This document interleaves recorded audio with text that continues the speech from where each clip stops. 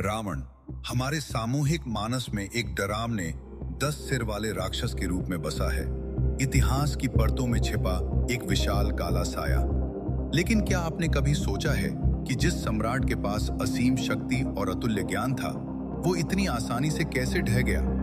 श्रीलंका के सिगिरिया की ऊंचाइयों पर बने पत्थरों के वे विशाल निशान आज भी गवाही देते हैं उस साम्राज्य की जो दुनिया के सबसे समृद्ध भौतिक संसाधनों पर खड़ा था।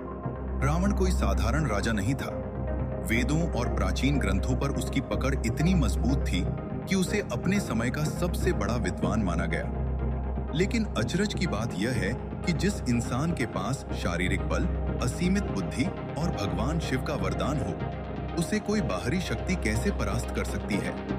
सच्चाई यह है कि रावण का विनाश किसी युद्ध के मैदान में नहीं, बल्कि उसके अपने मस्तिष्क के भीतर बहुत पहले ही शुरू हो गया था। परंपरागत रूप से ये 10 सिर उसकी विद्वत्ता के प्रतीक माने जाते हैं, लेकिन अगर हम इसे मनोविज्ञान के चश्मे से देखें तो ये हमारे मन की उन 10 कमजोरियों का नक्शा है जो सबसे तेज बुद्धि को भी अंधा कर देती हैं। इनमें सबसे पहले आते हैं अहंकार और क्रोध। जब क्रोध भड़कता है तो यह हमारे तर्क करने की शक्ति को शॉर्ट सर्किट कर देता है। इंसान सिर्फ अपनी सहज प्रवृत्ति का गुलाम बनकर रह जाता है, जिससे ऐसे फैसले होते हैं जिन्हें कभी बदला नहीं जा सकता। इसके बाद आते हैं लोभ और मोह। ये दो ऐसी जंजीरें हैं जो मन में एक निरंतर तनाव पैदा करती हैं, और पाने की भूख और जो है उसे खोने का डर इंसान को कभी शांत नहीं रहने देते। फिर आती है ईर्ष्या।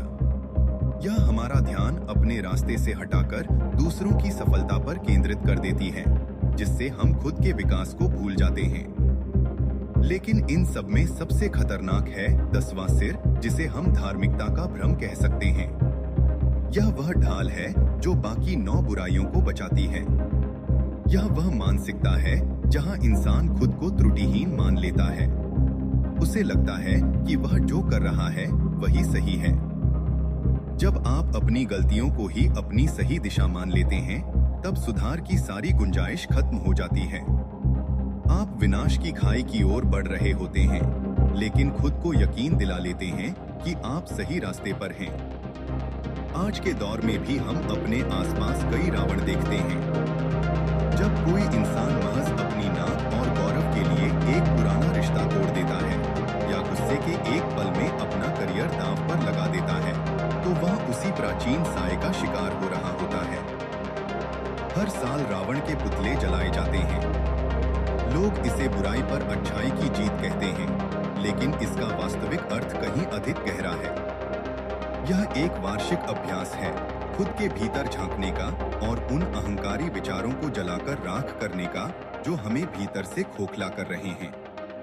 अगर हम बाहर के पुतले तो जला दें, पर अपने भीतर के उन 10 सिरों को जीवित रखें, तो वह उत्सव बेमानी है।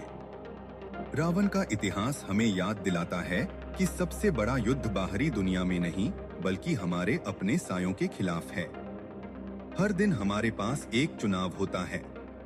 या तो हम अपने आवेगों के सामने घुटने टेक दें और अहंकार को अपनी दिशा तय करने दें, या फिर हम वह अनुशासन विकसित करें जिससे हम इन सायों को पहचान सकें और एक बेहतर रास्ता चुन सकें। अंततः वही व्यक्ति विजेता है जिसने अपने बाहर के दुश्मनों पर नहीं, बल्कि अपने भीतर के 10 अहंकारों पर विजय प्राप्त की है।